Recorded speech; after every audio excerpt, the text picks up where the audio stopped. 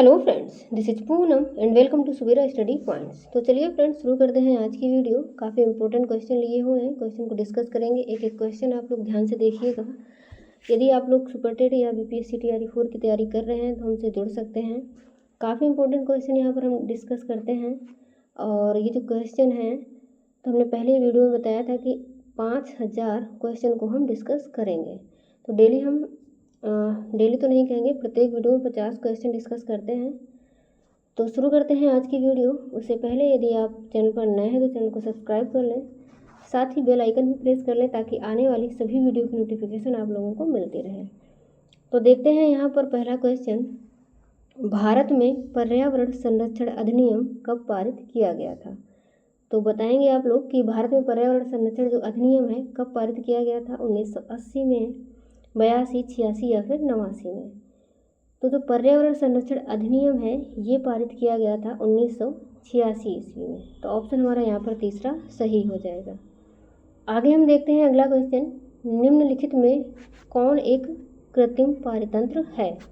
One, समुद्र, झील या फिर बगीचा? तो कृत्रिम पारितंत्र पूछा गया है, तो इसमें कृत्रिम पारितंत्र कौन सा हो जाएगा? बगीचा।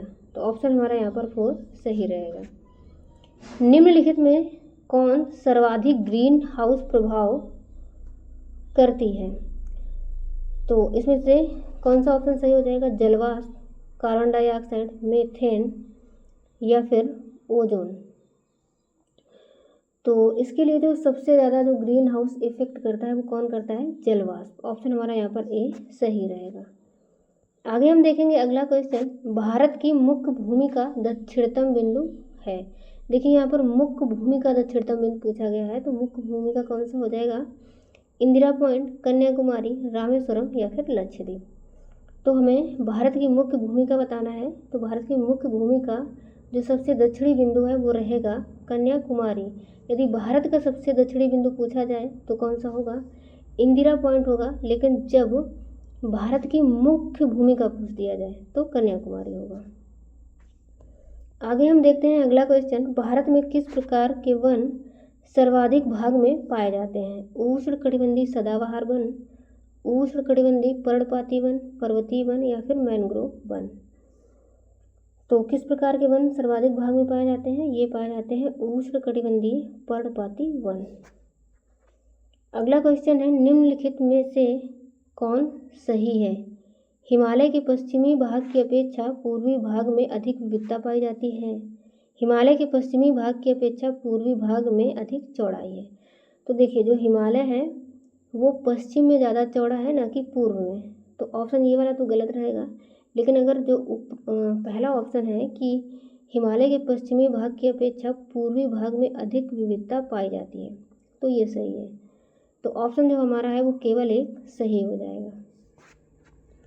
आगे हम देखते हैं अगला क्वेश्चन, अरब सागर में गिरने वाली भारत की सबसे बड़ी प्रायद्वीपीय नदी कौन सी है?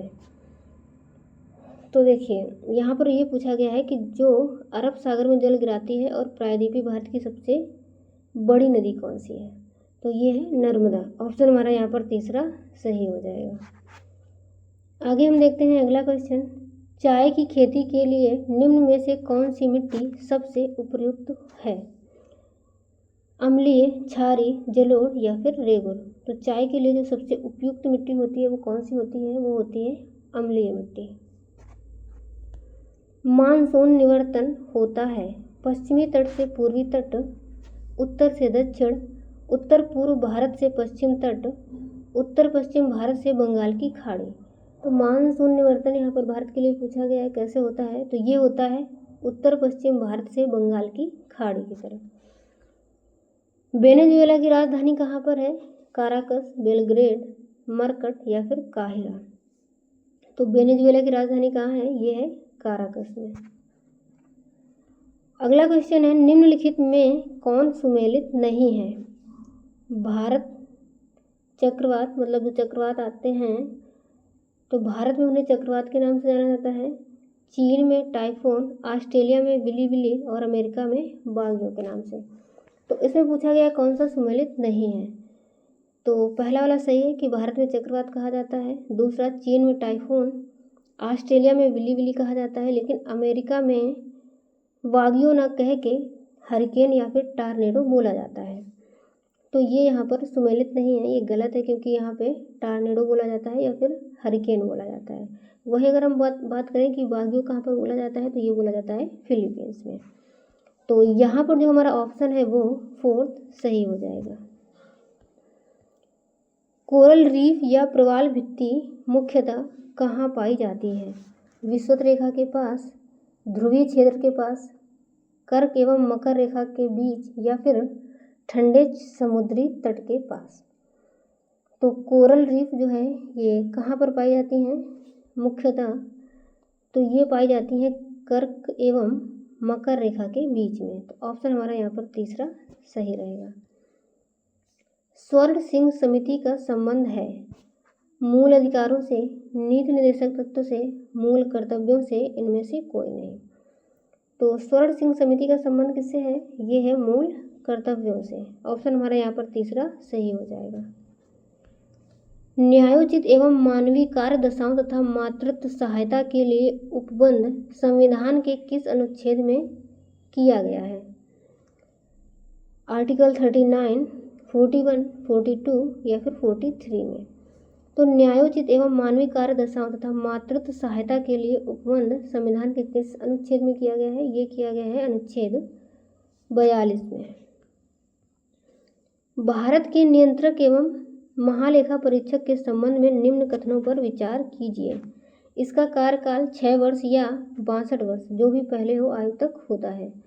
तो देखिए, इसका जो कार्यकाल है वो 6 वर्ष तक तो होता है, लेकिन 62 वर्ष यहाँ पर सही नहीं होगा, यहाँ पर होगा 65 वर्ष। तो इसलिए ये ऑप्शन गलत है। यह राष्ट्रपति के प्रसाद पर्यंत अपने पद पर बना रहता है, ऐसा नहीं है, क्योंकि इसका कार्यकाल 6 वर्ष तक होता है।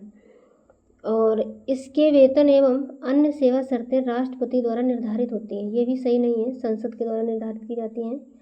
तो अगर हम बात करें, इसमें पूछा गया है कि उपरोक्त में से कौन सा कथन गलत है, तो तीनों ही गलत है, यानी कि उपरोक्त सभी, यहाँ पर सारे ही कथन गलत हैं। आगे हम देखेंगे अगला क्वेश्चन। राज्यों में मुख्यमंत्री समेत मंत्रियों की अधिकतम संख्या विधानसभा की कुल सदस्य संख्या के कितने % से अधिक नहीं होनी चाहिए? 9%, 10%, 15% या फिर 25%। तो कितने % से अधिक नहीं होनी चाहिए? 15% से। ऑप्शन हमारा यहाँ पर तीसरा सही हो जाएगा। रिट जारी करना उच्चतम न्यायालय के किस क्षेत्राधिकार में आता है? मूल क्षेत्राधिकार, न्यायाधीश क्षेत्राधिकार, अपीलीय या फिर सलाहकार क्षेत्राधिकार। तो रिट जारी करना उच्चतम न्यायालय के न्यायाधीश क्षेत्राधिकार के अंतर्गत आता है। तो ऑप्शन हमारा यहाँ पर सेकंड सही हो जाएगा। दल बदल अधिनियम संबंधित संशोधन कब पारित किया गया?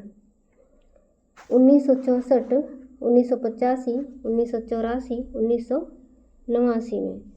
तो जो दल बदल अधिनियम संबंधित संशोधन है ये कब पारित हुआ था? ये हुआ था 1985 में। तो ऑप्शन हमारा यहाँ पर सेकंड सही रहेगा। सर्वप्रथम प्रत्यक्ष चुनाव का प्रावधान निम्नलिखित में से किस अधिनियम द्वारा पारित किया गया? भारत परिषद अधिनियम 1892, भारत परिषद अधिनियम 1909 या फिर 1919 या 1935 में। तो प्रत्यक्ष चुनाव का जो प्रावधान है सबसे पहले ये पारित किया गया था भारत शासन अधिनियम 1919 के द्वारा। प्रधानमंत्री का राष्ट्रपति को सूचनाएं प्रदान करने संबंधी कर्तव्यों का उल्लेख है अनुच्छेद 74 में, 75, 77 या फिर 78 में। तो प्रधानमंत्री का राष्ट्रपति को सूचनाएं प्रदान करने संबंधी जो कर्तव्य हैं उनका उल्लेख कहाँ पर है? ये है आर्टिकल 78 में। ऑप्शन हमारा डी सही हो जाएगा। निम्नलिखित में से कौन सा देश प्रातःकाल शांति की भूमि के नाम से जाना जाता है? जापान, दक्षिण कोरिया, चीन या फिर थाईलैंड। तो प्रातःकाल शांति की भूमि के नाम से जाना जाता है दक्षिण कोरिया। ऑप्शन हमारा यहाँ पर सेकंड सही रहेगा। विश्व जल संरक्षण दिवस कब मनाया जाता है? 28 फरवरी, 22 मार्च, 5 जून या फिर 11 जुलाई को। तो जो विश्व जल संरक्षण दिवस है ये मनाया जाता है 22 मार्च को। ऑप्शन हमारा यहाँ पर सेकंड सही हो जाएगा।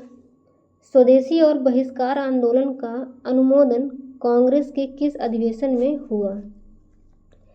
कलकत्ता अधिवेशन 1906, सूरत अधिवेशन 1907, बनारस अधिवेशन 1905, मद्रास अधिवेशन 1908 में। तो स्वदेशी और बहिष्कार आंदोलन का जो अनुमोदन है वो कांग्रेस के किस अधिवेशन में हुआ था? ये हुआ था बनारस अधिवेशन 1905 में। आगे हम देखते हैं अगला क्वेश्चन, कांग्रेस की समितियों में भारत विभाजन का प्रस्ताव कब पारित किया गया? 3 जून 1947, 14 जून 1947, 19 जुलाई 1947 या फिर 14 अगस्त 1947 को। तो कांग्रेस की समितियों में जो भारत विभाजन का प्रस्ताव है ये कब पारित किया गया था? ये हुआ था 14 जून 1947। ऑप्शन हमारा यहाँ पर सेकेंड सही रहेगा। अब हम बात करेंगे अगले क्वेश्चन की, संविधान सभा के प्रथम बैठक का आयोजन किस गवर्नर जनरल के द्वारा किया गया था? लॉर्ड माउंटबेटन, वेवेल, सी राजगोपालाचारी या फिर इनमें से कोई नहीं। तो संविधान सभा के प्रथम बैठक का जो आयोजन है ये किया गया था लॉर्ड वेवेल के द्वारा। तो ऑप्शन हमारा यहाँ पर सेकंड सही हो जाएगा। मंगल पांडे ने प्रथम स्वतंत्रता संग्राम की शुरुआत की, इसके उपरांत ब्रिटिश सरकार द्वारा उन्हें कब फांसी दी गई थी? तो यहाँ पर ये बताना है कि जो मंगल पांडे उनको फांसी कब हुई थी? 29 मार्च 1857, 2 अप्रैल 1857, 8 अप्रैल 1857 या फिर 21 मार्च 1857। तो मंगल पांडे को फांसी कब हुई थी? ये हुई थी 8 अप्रैल 1857 को। बहावी आंदोलन का प्रमुख क्षेत्र नहीं रहा बंगाल, संयुक्त प्रांत, असम या फिर इनमें से कोई नहीं। तो बहावी आंदोलन का जो प्रमुख क्षेत्र है वो इनमें से कौन सा नहीं था? तो ये नहीं था असम। ऑप्शन हमारा यहाँ पर तीसरा सही हो जाएगा। पुस्तक एरिया ऑफ डार्कनेस के लेखक हैं B.S. Naipaul, Theodore Morison, R.C. Dutt, M.G. Ranade. तो पुस्तक एरिया ऑफ डार्कनेस के लेखक कौन है? ये है V.S. नैपाल। ऑप्शन हमारा यहाँ पर पहला सही हो जाएगा। निम्नलिखित में से किस ग्रंथ से गुप्त काल के बारे में जानकारी मिलती है? मृच्छकटिकम, मुद्रा राक्षस, गार्गी संहिता या फिर राज तरंगणी से। तो गुप्त काल के बारे में जानकारी मिलती है किससे? मृच्छकटिकम से। कलिंग शासक खारवेल किस धर्म का अनुयायी था? बौद्ध धर्म, जैन, हिंदू या फिर सिख। तो जो कलिंग शासक खारवेल है ये किस धर्म का अनुयायी था? ये था जैन धर्म का। भीतरी स्तंभ अभिलेख किस शासक से संबंधित है? समुद्रगुप्त, स्कंदगुप्त, चंद्रगुप्त द्वितीय, चंद्रगुप्त प्रथम। तो भीतरी स्तंभ अभिलेख किस शासक से संबंधित है? ये है स्कंदगुप्त से। ऑप्शन हमारा यहाँ पर सेकंड सही हो जाएगा। दक्षिण भारत में स्थित कैलाश मंदिर किस शासकों के द्वारा निर्मित है? चोल शासक, पल्लव शासक, राष्ट्रकूट शासक, चालुक्य शासक। तो दक्षिण भारत में जो स्थित कैलाशनाथ मंदिर है ये किस शासकों के द्वारा बनाया गया है? ये बनाया गया है पल्लव शासकों के द्वारा। तो ऑप्शन हमारा यहाँ पर सेकंड सही हो जाएगा।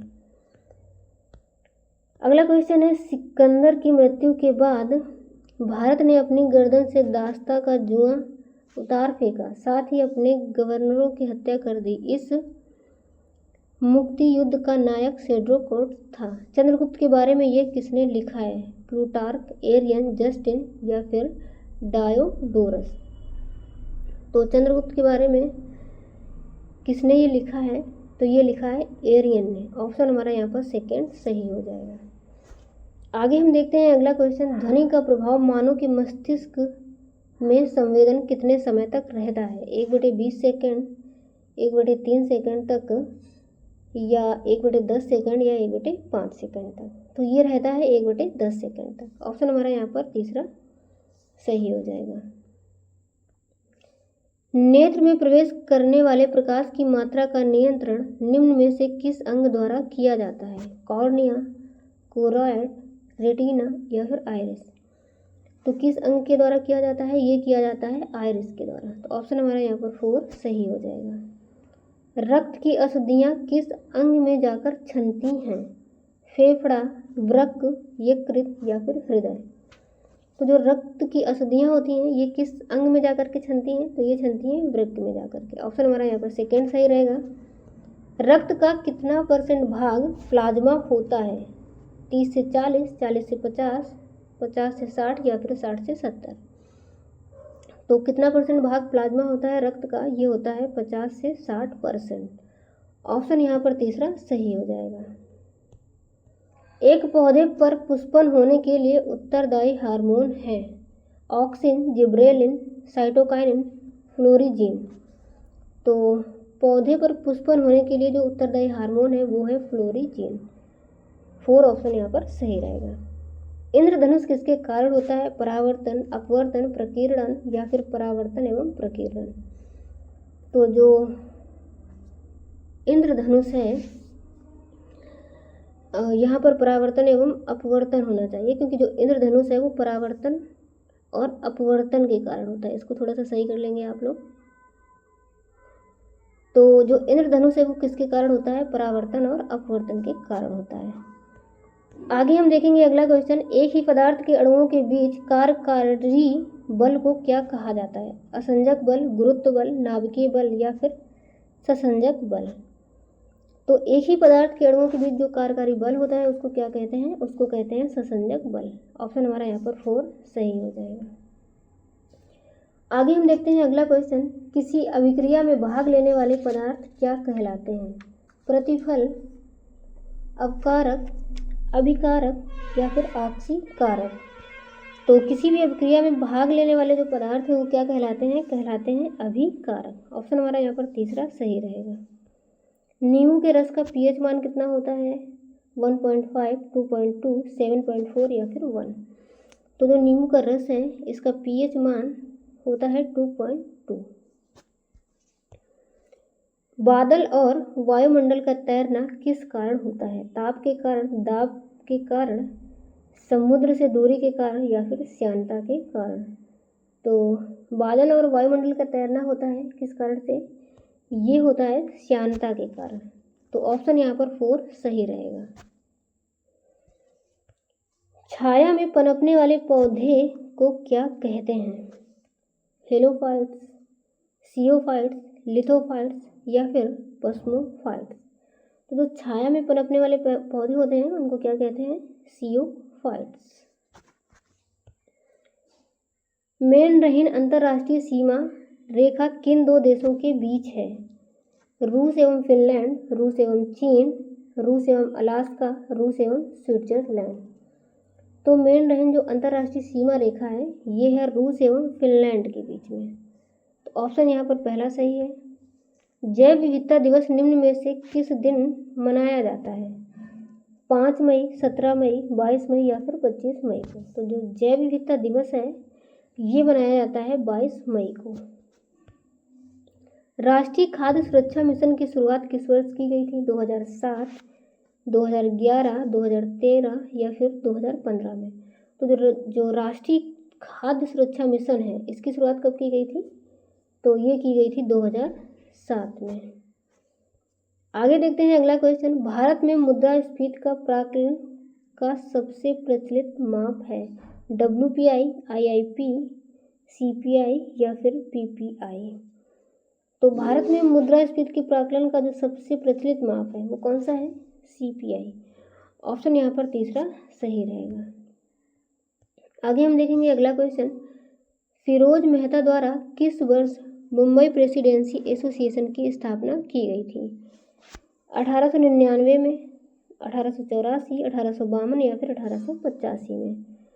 तो फिरोज शाह मेहता द्वारा जो मुंबई प्रेसिडेंसी है, मुंबई प्रेसिडेंसी एसोसिएशन, इसकी स्थापना की गई थी 1885 में।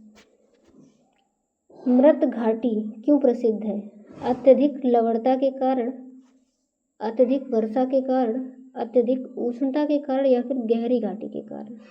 तो जो मृत घाटी है ये क्यों प्रसिद्ध है, अत्यधिक उष्णता के कारण। तो ऑप्शन हमारा यहाँ पर तीसरा सही हो जाएगा। तो चलिए फ्रेंड्स, आज की वीडियो में हम इतना ही रखते हैं और अगली वीडियो में बाकी के जो क्वेश्चन हैं उनको डिस्कस करेंगे। तब तक के लिए बाय बाय, टेक केयर।